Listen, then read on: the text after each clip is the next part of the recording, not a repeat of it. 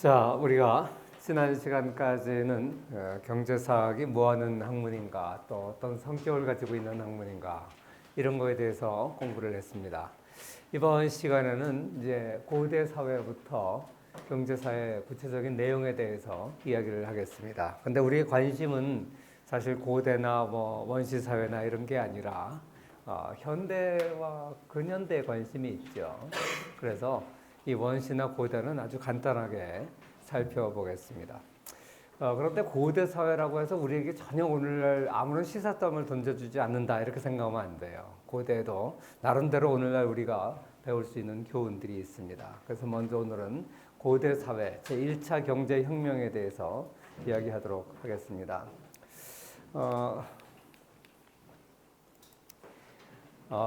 그래서 오늘은 이제 원시 사회를 먼저 얘기하는데, 뭐 원시 사회가 어디까지냐?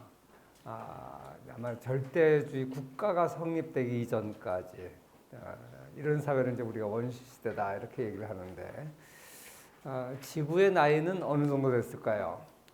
어떤 사람들은 오래된 지구론자들이라 그러는데 보통 46억 년 정도 됐다 이렇게 얘기합니다. 영어로 Old Earth.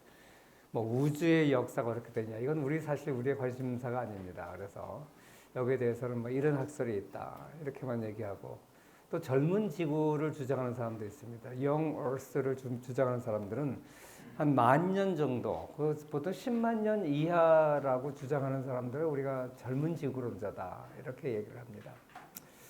호킹스 박사의 그 빅뱅 이론이 있었죠. 근데 이것도 뭐 확실한 이론이라기보다는 가설인데, 우주가 어느 날 순간에 폭발적으로 생겨났다.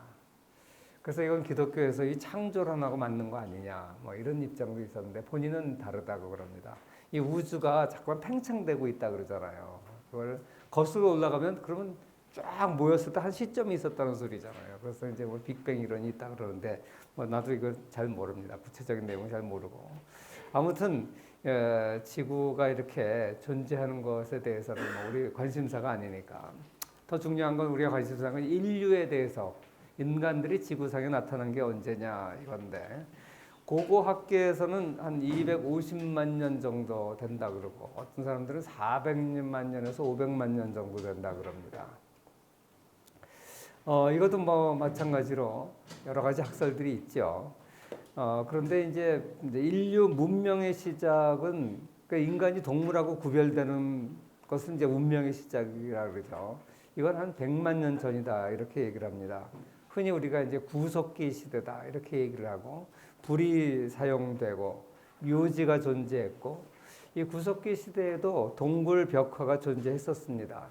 약 3만 5천 년 전에 크로마뇽인이 출현했다 이렇게 얘기하고, 또 호모사피엔스가 출현했다 그러는데, 이 구석기와 신석기, 요새는 뭐 깬석기, 간석기 이렇게 구별을 하더라고요. 여러분 요새 교과서 보니까.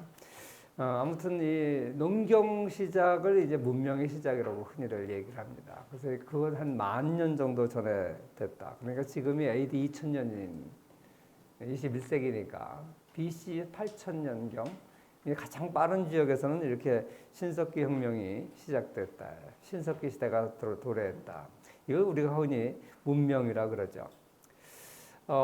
짐승으로부터 인간이 이제 이렇게 진화했다는 학설과 처음부터 달라하게 만들어졌다는 학설 두 가지가 있는데, 그럼 우리가 다 어느 것이 맞는지 잘 모르죠. 그런데 인간과 동물을 구별하는 기준은 우리가 있어야 되겠죠. 그 구별은 이제 여러 학자들이, 고고학자들이, 이제 인류학자들이 얘기를 합니다. 흔히 이제 우리가 인간은 동물과 달리 지능이 매우 높기 때문에 호모사피엔스다 이렇게 이제 학명을 부르죠. 또 어떤 사람은 동물과 다른 특징 중에 하나를 종교적 존재다. 아무리 원시적인 인간들이라 할지라도 종교가 있었다는 거예요. 뭐 요새도 그렇고 과거에도 그렇고, 정말 짐승과 다름없이 이렇게 사는 사람들도 종교는 있었다 그러죠. 근데 아무리 뛰어난 지능을 가진 동물이라 할지라도, 또 침팬지나 이런 데 종교가 없어요. 그죠? 그래서 이 종교적 존재가 인간의 특징이다 이렇게 얘기하는 사람들이 있고요. 또 과거에는 도구를 사용하는 존재로 인간을 특징 지우기도 했었습니다. 인간만이 도구를 사용하고 직립을 하다 보니까 손을 자유롭게 쓰고 그다음에 도구를 쓴다 그러는데 제인 구달 박사라고 여러분 아시죠? 평생을 결혼도 안 하고 침팬지하고 연구로 평생을 보낸 사람인데 얼마 전에 이제 죽었다고 신문에 났더라고요. 이 제인 구달 박사가 이 침팬지를 연구하는데 침팬지도 도구를 사용한다는 걸 밝히려 했습니다. 그래서 동영상도 나와 있는데 침팬지가 이렇게 아카시아 가지 그 이파이 같은 거 이렇게 쭉 흩어내고 이렇게 그걸 갖다 이렇게 나무 줄기를 가지고 가나다란 줄기를 가지고 이걸 갖다 개미굴에 집어넣어요.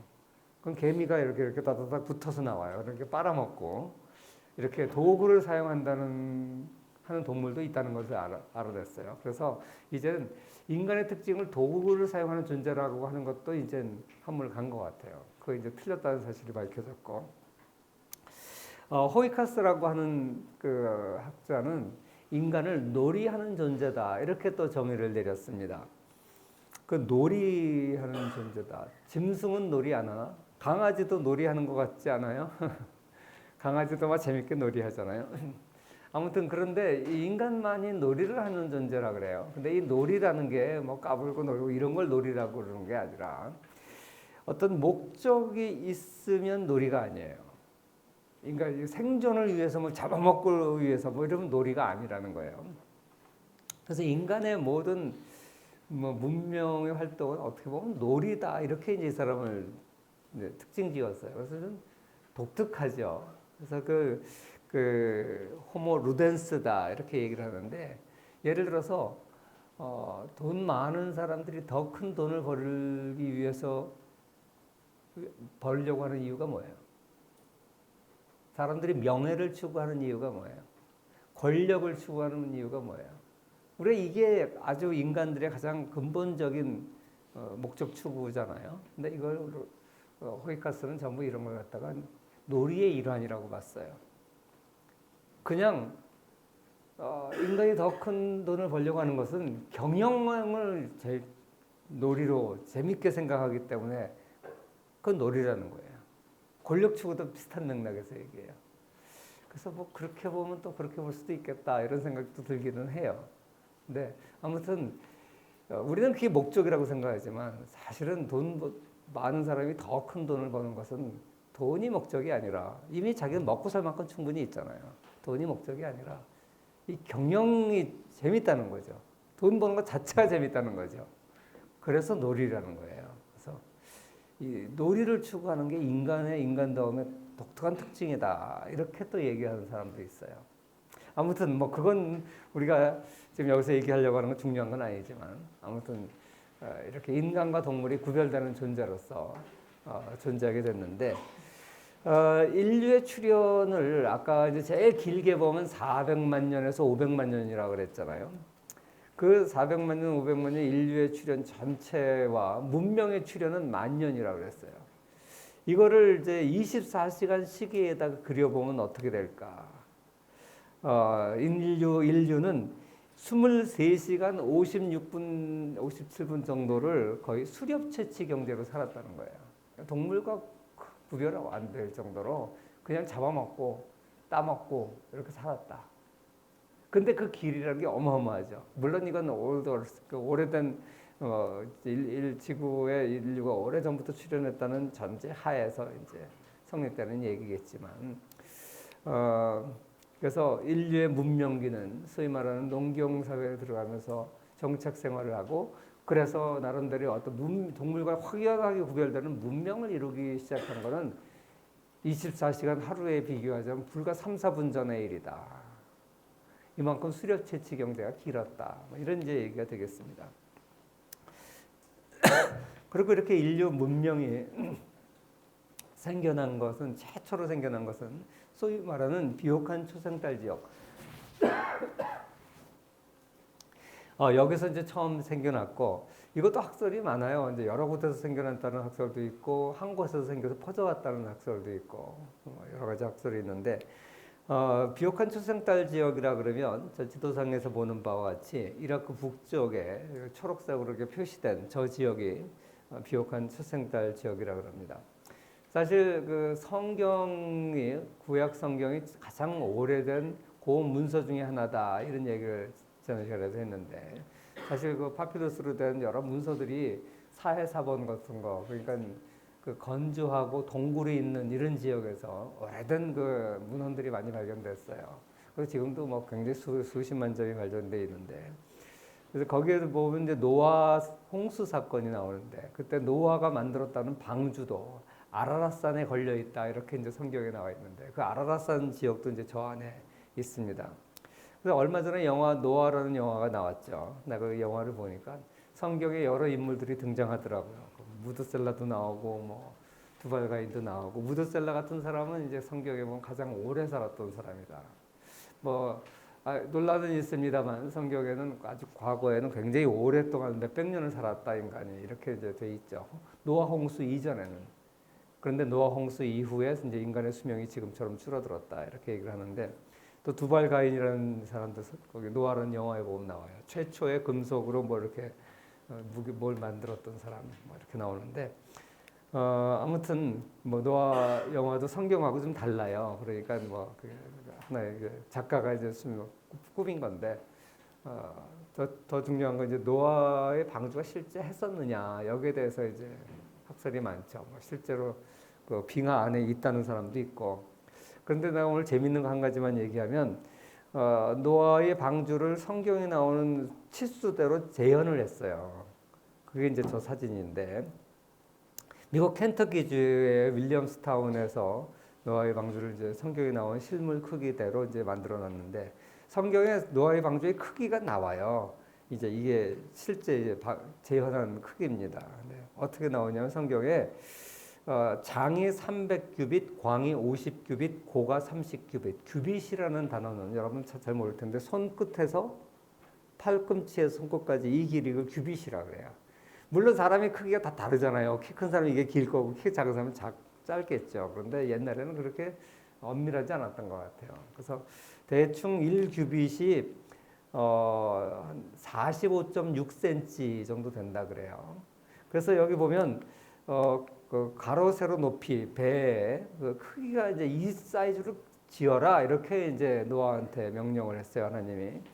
그래서 이걸 지금 현재 축구장에다 비교하면 길이는 축구장보다 조금 더 길고 폭은 이제 축구장의 한 3분의 1, 4분의 1 정도 좁은 이런 사이즈라 그래요. 근데 재밌는 게 이 배라는 게 크기는 다양하겠지만 배의 안전 비율이 있어요. 배가 너무 높으면 어떻게 돼요? 파도가 조금만 쳐도 넘어지겠죠. 배가 너무 넓으면 뗏목처럼 안전을 하는데 속도가 안 나겠죠. 그러니까 배가 이 속도도 나면서 웬만한 파도를 견디려면 인류가 수천 년 동안 배를 만드는 과정에서 경험한 경험치가 있어요. 그래서 역사상 가장 안전한 비율이라고 하는 것이 과거에 19세기 말에 있었던 SS 그레이트 브리튼 호라는 건데 이제 요거하고 이제 비교를 한 거예요. 대개 길이가 너비의 6배 정도. 그리고 길이가 높이의 한 10배 정도 되면 배가 가장 안전하대요. 그러니까 배가 침몰하지 않는 가장 안전적인 배의 규격이라고 요새 이제 뭐죠? 조선업에서는 일반적으로 얘기를 합니다. 19세기 말에 SS 브리튼이라는 배 실제 사이즈가 그 밑에 그림에 이제 나와 있는데 노아의 방주하고 비교를 해본 거예요. 보면 이제 그레이트 브리튼 노아의 방주보다 조금 작죠. 그런데 거의 비율이 똑같아요. 근데 노아의 방주에 대한 기록은 BC 2400년 전이라고 추정을 해요.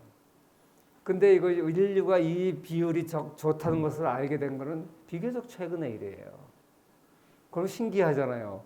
그렇게 4,000년, 5,000년 가까이 되는 이전에 기록된 성경에 오늘날 과학이 밝혀낸 굉장히 그 비율과 비슷한 비율이 성경에 나온다는 게 좀 신기하잖아요. 그죠? 그래서 신기해서 여러분들한테 소개했습니다. 아무튼 이렇게 인류의 역사가 얼마나 됐는지 우리가 정확하게 알 수는 없지만 소위 인간들이 농경사회를 이루면서 이제 문명이 시작됩니다. 그래서 그거를 갖다가 더글라스 노스는 경제혁명이다 이런 단어를 썼습니다. 더글라스 노스는 앞으로도 이제 자주 언급하겠지만 1993년에 노벨 경제학상을 수상한 경제사학자입니다. 경제사학 분야에서는 처음으로 1993년에 노벨 경제학상이 나왔는데 이 더글라스 놀스하고 로버트 포겔 교수하고 두 사람이 공동 수상을 했습니다. 이 더글라스 놀스는 마크스주의 경제학과 주류 경제학을 융합을 해서 제도주의 경제사학이라고 하는 새로운 학문 분야를 만들었어요. 그러니까 내가 배운 경제사학이 이 학풍입니다. 제 지도교수의 지도교수예요. 더글라스 놀스는. 이제 돌아가셨죠. 97세의 나이로 돌아가셨는데 이제 이 더글라스 놀스는 이 economic revolution, 경제혁명이라는 단어를 씁니다. 우리가 industrial revolution, 그 산업혁명이라는 단어 많이 들어봤죠. 경제혁명이라는 단어는 잘 안 쓰는데 이분은 이제 경제사를 연구하면서 인류 역사상 두 차례의 경제혁명이 있었다.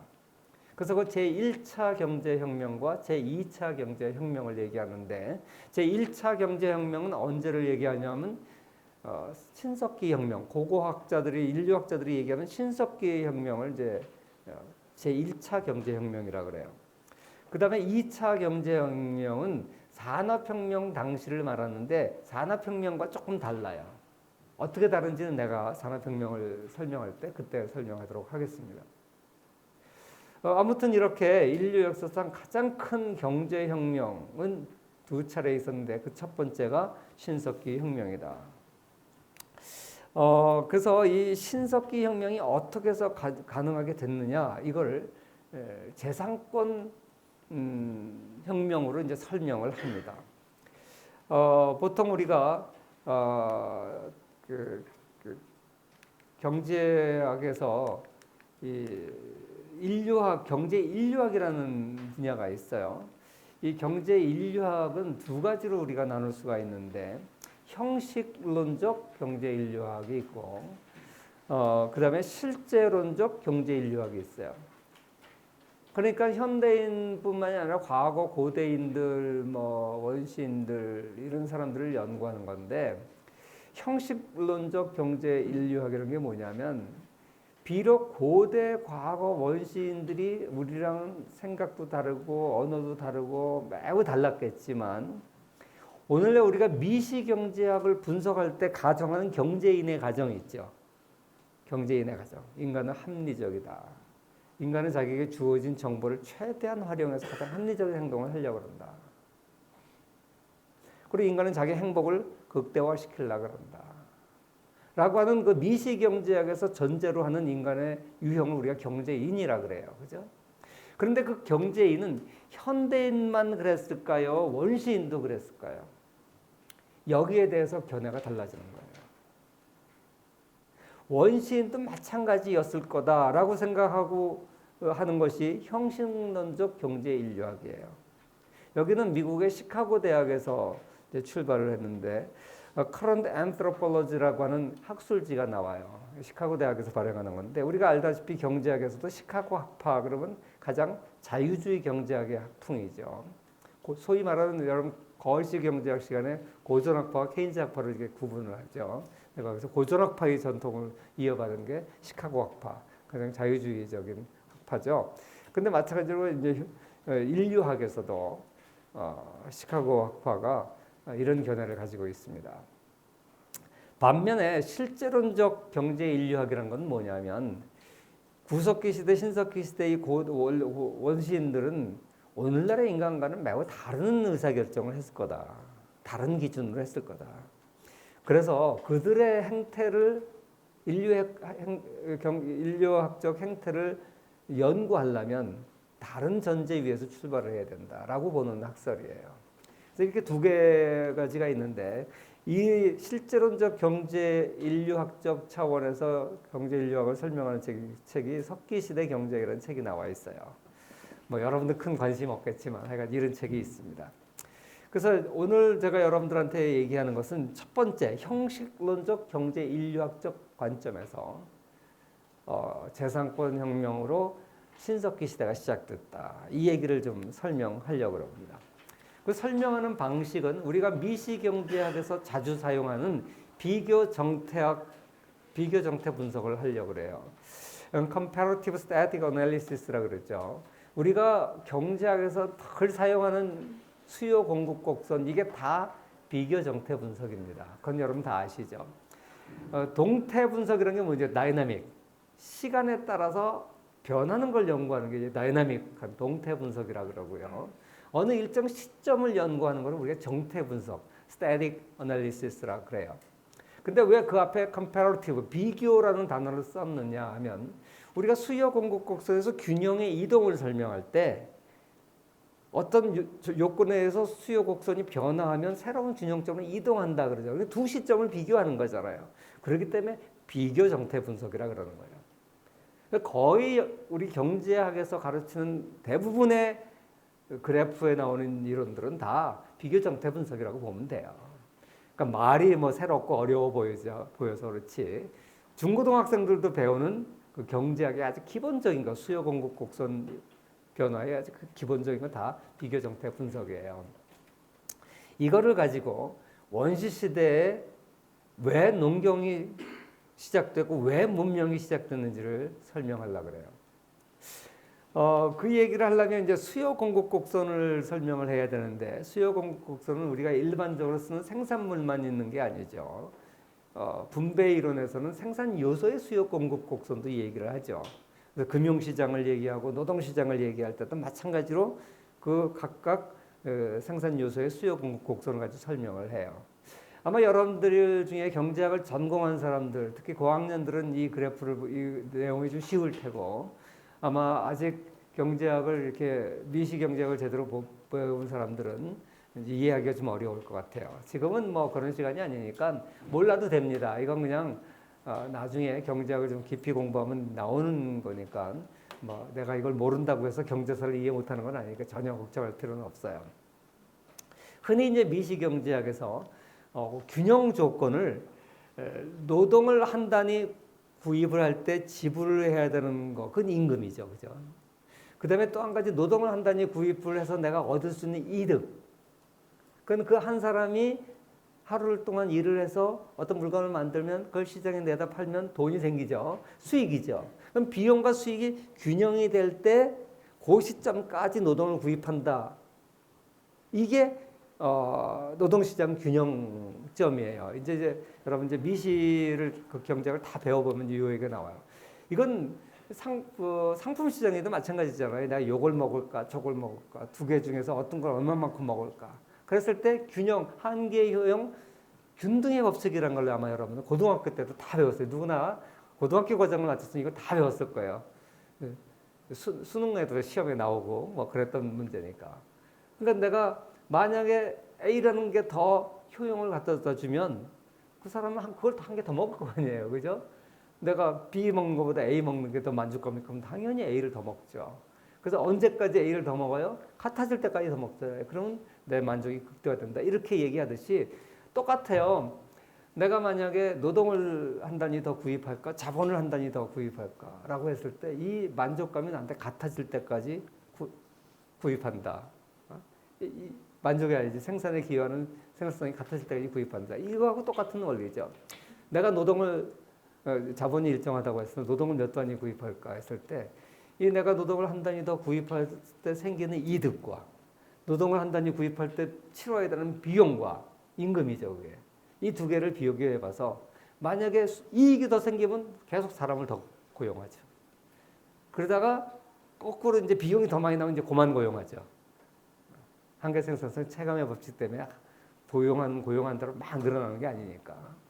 그러니까 저 균형식이라고 하는 건 바로 그런 의미예요. 근데 인투이션하게 직관적으로 설명해도 쉽게 이해할 수 있죠. 저걸 수식으로 이제 엄밀하게 논증하고 설명하는 게 미시경제학이나 이제 고급 미시경제학이나 이런 데 들어가면 이제 배워요. 근데 그거는 이제 몰라도 괜찮습니다.